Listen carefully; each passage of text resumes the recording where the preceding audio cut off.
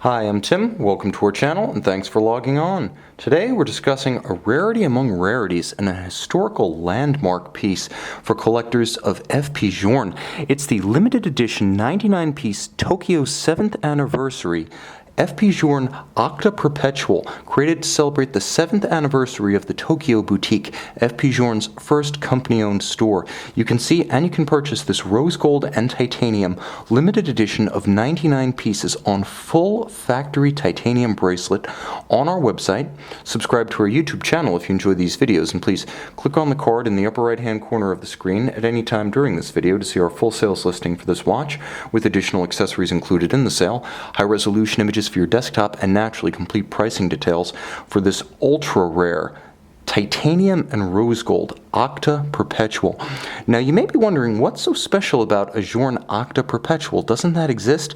Well, since 2015 there has been a non-limited series Octa Perpetual, so a QP, and that's the nomenclature of the new watch, which is different in aesthetic and function. This watch is important because it was for FP Journe's first production perpetual calendar, but it was an adaptation of the calendrier, the now discontinued annual calendar that bowed out in 2014, adapted to operate as a full perpetual with FP Journe's, again, first perpetual calendar system offered to retail buyers.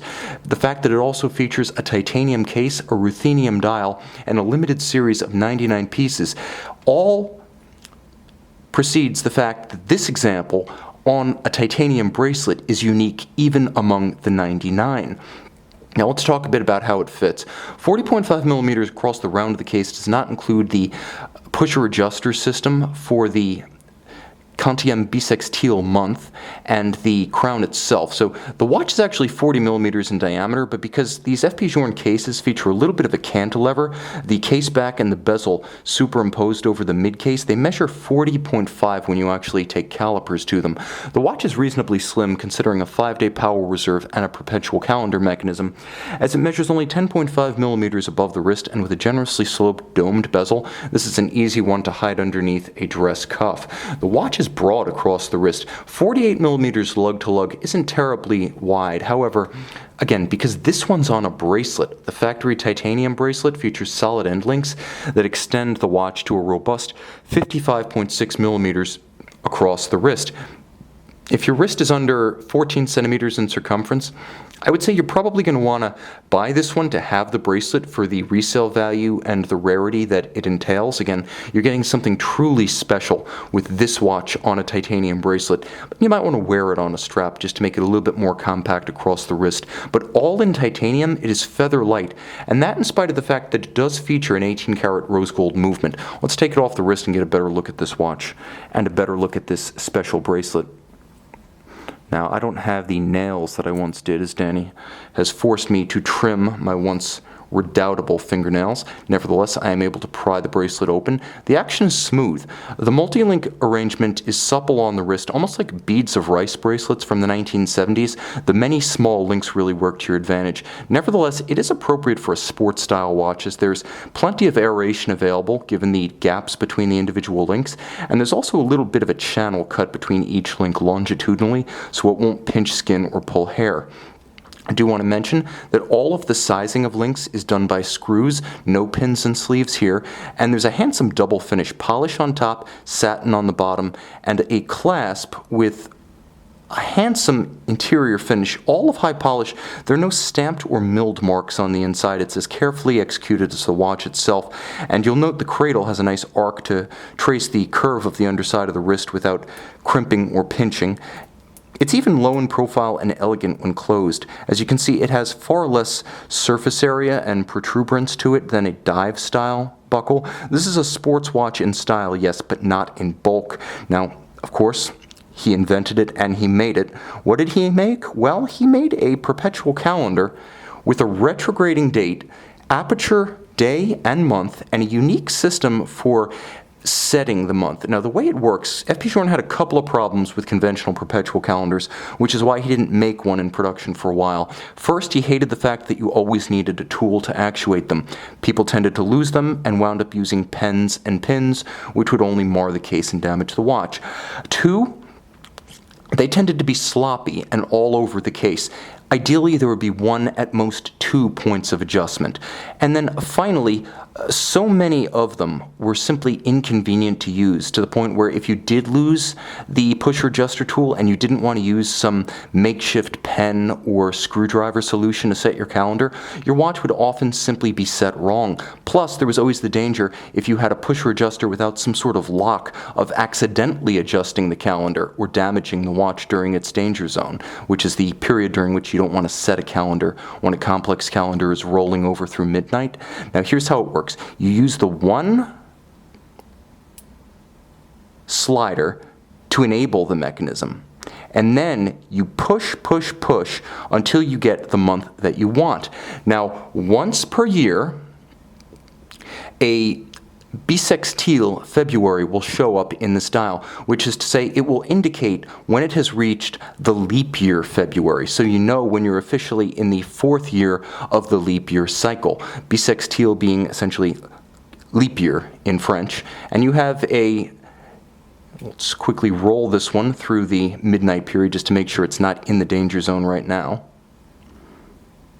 You have a retrograding date. All indications except the month are set using the crown. So, true to his intention, FP Journe kept this one simple. Turn in one direction, and you adjust the day. Turn in the other direction, and you adjust the retrograding date and the month. If you want to adjust the month in isolation, you pull this trigger out of the way, and then you start making your adjustments. The dial is ruthenium coated, incredibly handsome with the characteristic Journe visible bezel bolts. If you look carefully, you can see that the bolts for the bezel overrider on the dial, as well as the bolts visible on the dial itself and anchoring the retrograde, are in rose gold to match the actuator and the crown, as well as the hands at center. A handsome and complex dial. Even the printing in rose gold is a handsome contrast, and yet a subtle and gentle one. There's nothing severe about this watch, but it has a grace to it that really comes across in the attention to detail of matters as small as the clasp's profile and as direct as the composition of the dial. Now turn it over. We're going to open up the clasp to allow a unencumbered view. This is the caliber 1300 Octa automatic, 5-day power reserve. In truth, it'll run for more like 7 when fully energized. 18-karat rose gold movement, that's right, plates and bridges and rotor in solid gold. There's a gorgeous barleycorn cut into the winding rotor itself, and as you can see, it is a unidirectional winding system with ceramic rotor bearings for high efficiency, the two features combining together to make this a very efficient winding watch.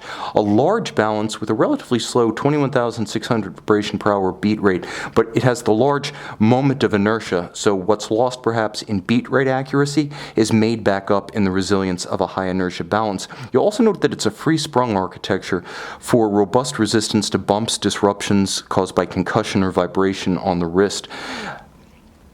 5 days automatic, beautifully executed.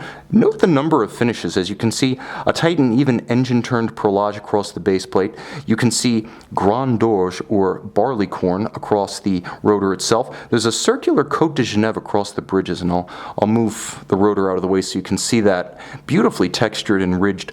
All of the screws feature black polish on their heads and chamfered slots, and there's a handsome, you can just barely see its gleam off at the edge of the camera, but there's a beautiful gleaming anglage bevel to the edge of the bridges. It's very handsome, and though it's not quite finished to the microscopic artisanal level of a Patek Philippe, which will hold up under 10, 20 power loops, this is outstanding finish on a technically progressive movement. Historically significant, beautifully made, handsome to view on both sides. It's the logic of the dial and the mechanism, as well as the rarity of the 99-piece anniversary execution that makes this Tokyo Boutique limited edition from 2011 such a collector's piece. FP Journe's first production Perpetual Calendar, and this is a rare opportunity to own it on the titanium bracelet. I've seen many of the 99 in my 4 years.